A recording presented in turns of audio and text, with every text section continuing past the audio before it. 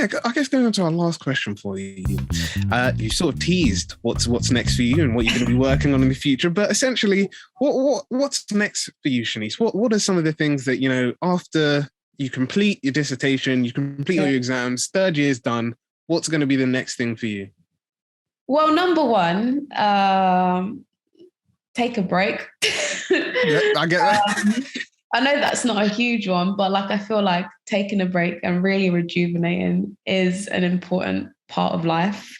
So I will definitely be looking to go on a holiday as a treat for myself. But I do hope that I am looking for graduate jobs right now. I was going to do a master's. I'm still not sure if I want to do a master's. I'm sort of 50-50. I'm still looking around, but I do hope that I land a job in possibly project management, but even as an analyst as well, which is something that I've really, really gotten into since doing this project. Because I just feel like this year I've just come out of my shell a lot and I have grown as a person. I feel like I'm more confident and just I'm ready to make a change. And I genuinely never thought I would ever be on a podcast, by the way. So this was very, very a huge thing for me, because I was oh my God, am I really going to do this? I even spoke to Mande. I was to her, oh yeah, a guy named Jeffrey on LinkedIn reached out to me about a podcast. And she was no, do it. Just make sure you do it and stuff like that. So I am looking for experience right now for when I finish, but I'm just enjoying my time as well, still being an undergraduate and just doing my dissertation and stuff like that. But in June, so my break isn't for that long, because in June, I'm actually doing the Evaluating Student Knowledge Exchange project with the Global Challenges department. So it's run by Mary, but we're going to be doing it with students in Zambia.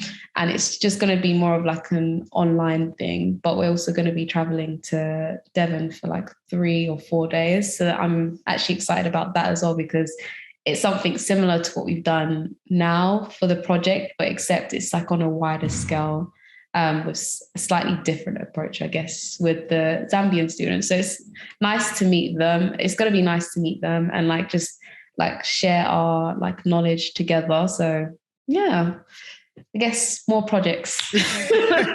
Yeah, sounds like you've got a very, very busy future. Yeah. But no, honestly, when you were saying that you were shy and nervous before, I was just she doesn't come across like that. She's really? Coming across, no. Trust me, I mean, the amount of presentations that we've had to do this year already, I think that has really forced me to come out of my comfort zone, because presentation, I mean, I could do a presentation, but normally I would just read read from it. I wouldn't directly be speaking to a person or looking at the audience or whatever. But because this project was so important, it just didn't really feel right to be just looking on the a piece of paper. But then also I've got to be confident in what I'm talking about, because at the end of the day, it's me who's running it. It's not the people that are looking at me in the audience, it's me. So I should be able to confidently speak about it and know that, oh yeah, what I did make a change. It was effective. So yeah. Yeah, no, 100%. And it's like what you said, it's not that you're making up stuff or you're saying things that aren't true. Your work has clearly impacted students and their lives. So yeah, definitely 100%. We definitely agree. And we definitely say that, you should 100% self-promote.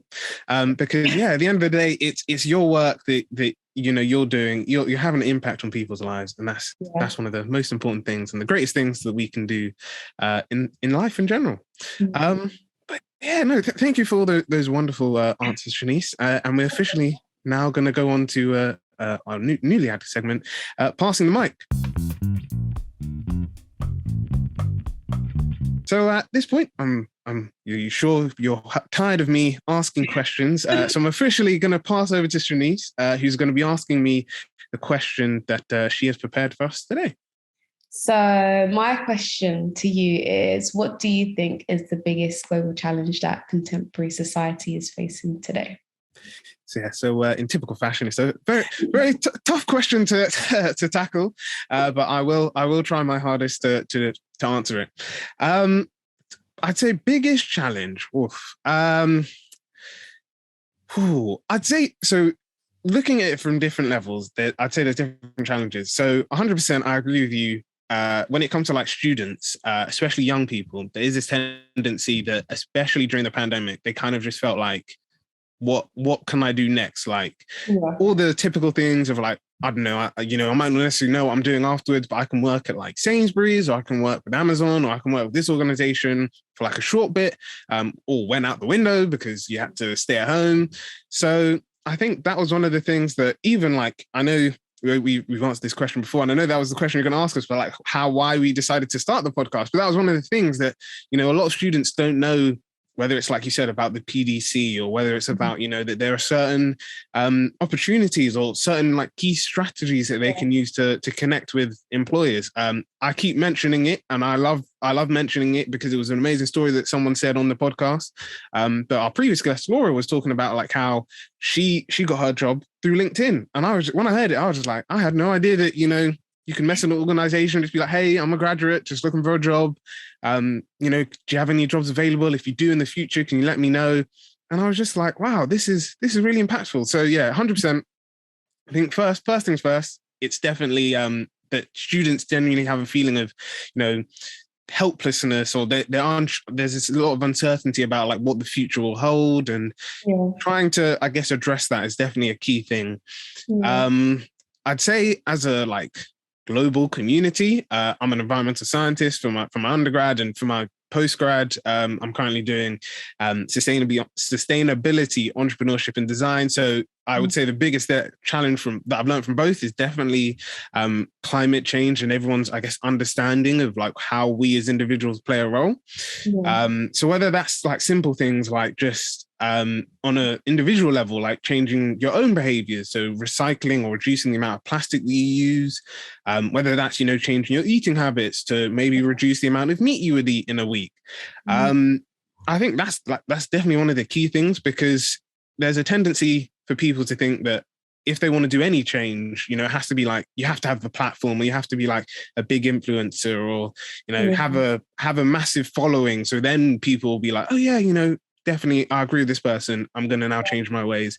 But actually, it's like the small things. So I know we were talking about it in a previous episode as well, that as individuals, we all have our own like ways that we stay sustainable. So I know my family, with the reusable shopping bags, we just put all the bags in the car. So whenever we go shopping, they're always there. It's rarely a case of like, oh, we've forgotten that, that there's a bag missed, like we don't have bags today or anything like that.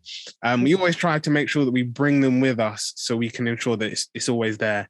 And, we before we didn't go to use the recycling bins because there weren't any, but we've recently got some new recycling bins. So we've been recycling a lot more as well. So yeah, it's been really good to just like do these simple things. And I've seen like, even like as a family, we've just, I guess, been recycling and reducing our plastic usage as a whole. But yeah, I would say last key issue that I did my placement on was the idea of STEM education. Now, I'm not necessarily saying that, if someone doesn't study STEM, then, that's bad, or like if they don't study something creative like the arts, that's bad. But it was just, I guess, the sense of there's a difference between, you don't want to study the arts, or you don't want to do STEM education because you don't want to, and it being that, you feel like you can't because whether it's you don't feel smart enough, or you feel like there isn't you. So I would say that that's one of the things that I've seen that has been really impactful, is like you were saying, that a lot of young people definitely like, I can agree with it. I can say that it was the same with me, that, you want to be rich when you're young, you want to have all this money, but you don't necessarily want like a stable career.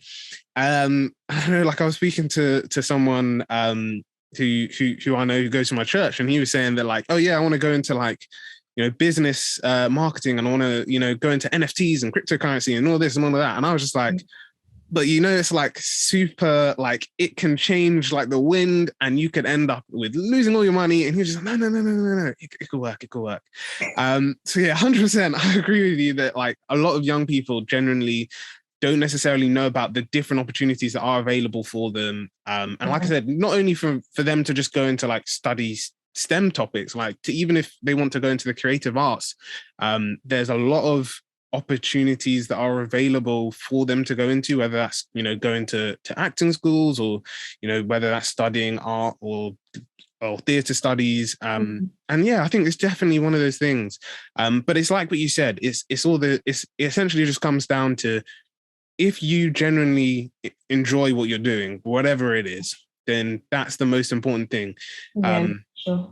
And it's always better to enjoy something that gives you less money, but gives you that better feeling of comfort, than something that gives you more money and you just hate the job, or you just become a completely different person.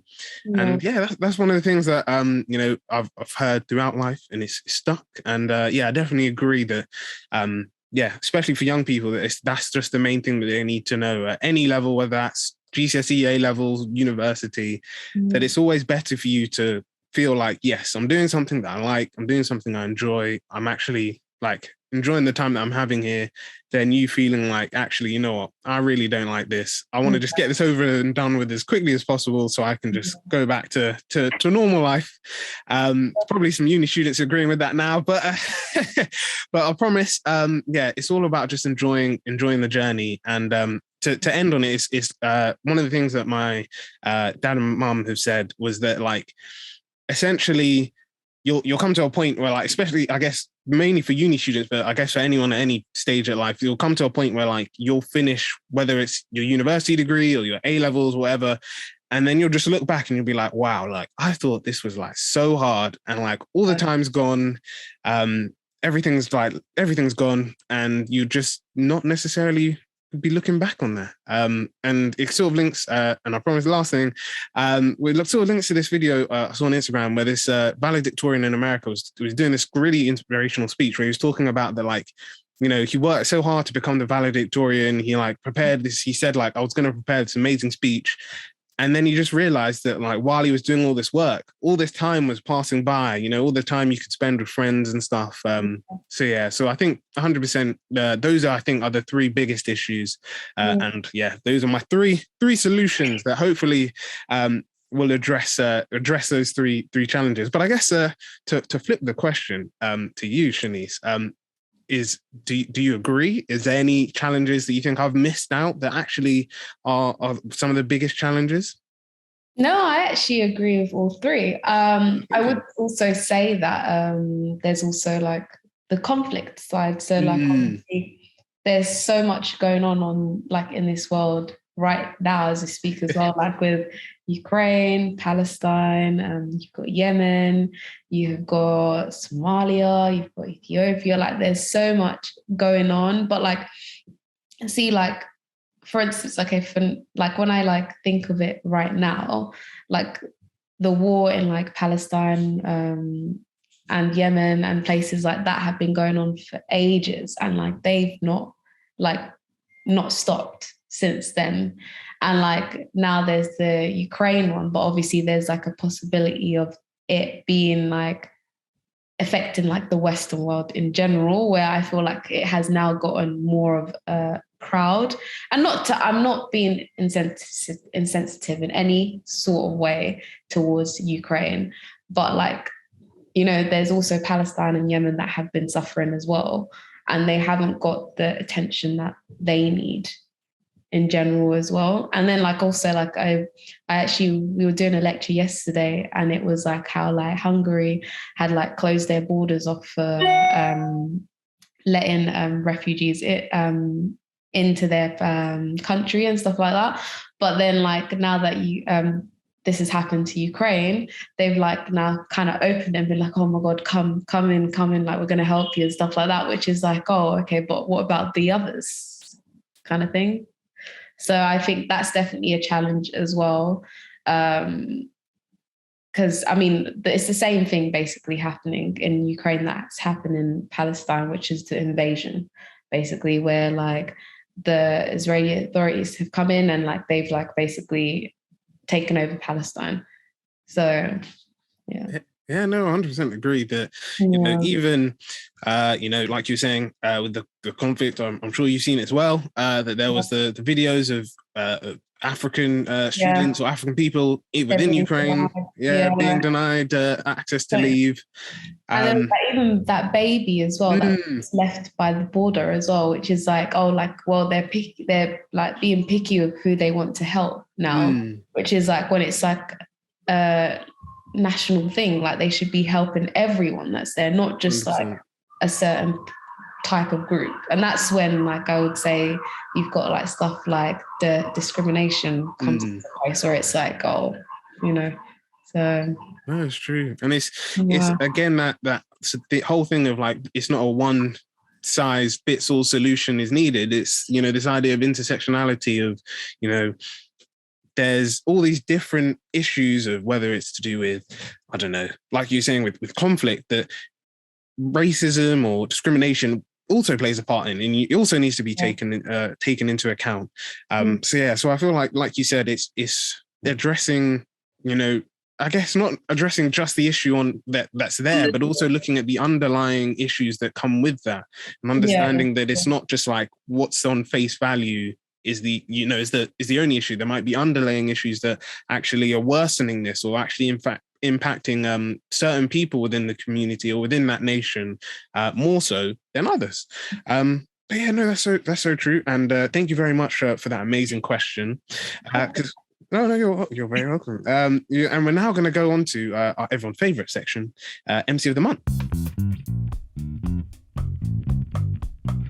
Now, our MC of the Month for this episode are essentially the National Union of Students, or NUS as they might be known as. Some of you might even use their discount cards. I know I definitely do, and they definitely help me to save some cash from time to time. But essentially, NUS are essentially a coalition of all the student unions within the UK.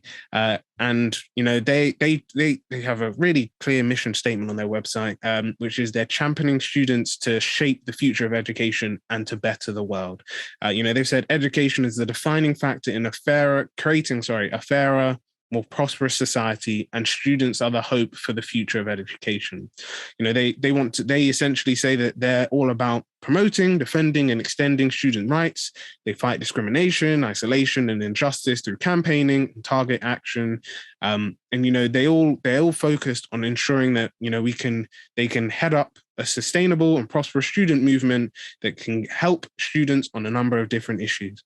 Now, going into not going into the specifics, but highlighting some of the work that they're currently doing at the moment. They've got loads of campaigns on, but they've got a campaign on the whole idea of decolonizing education, which is obviously a very key thing. We've talked about it in previous episodes. We might talk about it in a future episode. But this whole idea of ensuring that essentially Black students are empowered and learn about not only the bad times of history for them, but also the times that they've actually had a huge impact on the world, and some of the sustainable things that they've done.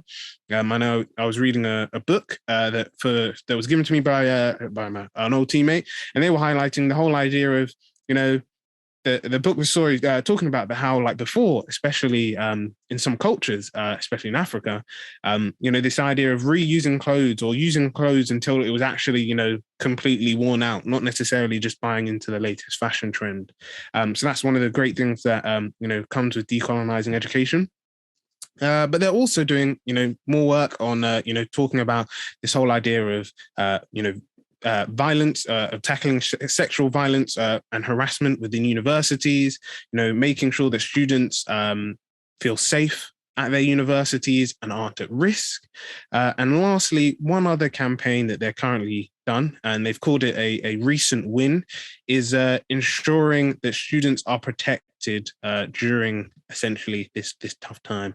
And whether this is through ensuring that students are getting the right information, assuring students are getting, the right things when it comes to lectures and a good teaching quality.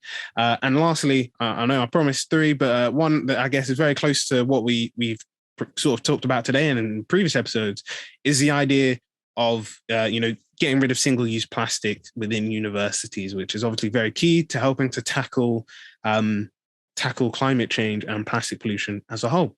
So there are MC of the Months. They have an amazing website. It will include a link to, and you can check out their website, check out to see some of the things that they do as well. And yeah, they're essentially our MC of the Month.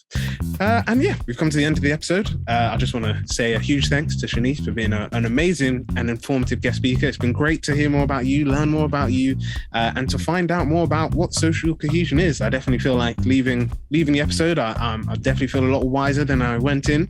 I guess before we let you go, we just want to ask if there's, if some of our listeners, I guess, want to be involved in the next workshop that you're doing, or if they want to be involved in any more work that you're doing, or they want to know more, what's the best way for them essentially to get in contact with you? They can contact me through my email, or they could contact me on LinkedIn, which is something that I've been using a lot more lately anyways. So either I could, I guess, pass it over to you and you could pop it on like this description or something like that. Yeah, they could contact me on there basically. Oh, perfect. Yeah, and 100%, I 100% agree. LinkedIn has become my new best friend over the last 2 years. Yeah. I've definitely been using it a lot more than I did before, but it is a great resource. It's all. Yeah, and it's always great to use to connect to new people, find out more about, I guess, people who do work within your area, or, who might work in the area that you do. And like we previously mentioned, it might even be a good way for you to find a new job for anyone who's looking. Yeah.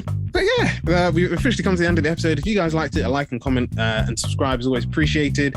Feel free to click that bell notification so you don't miss the next episode. If you are not already subscribed to Patreon, please do subscribe to Patreon so you can see some more of our exclusive content. And yeah, essentially keep an eye out for the next episode of season 4 to Pick Up the Mic. Can't believe that we're already at this stage, but we're looking forward to the great conversations that we've got coming up. And yeah, we wish you all the best and have a great day. Thank you. No, you're welcome.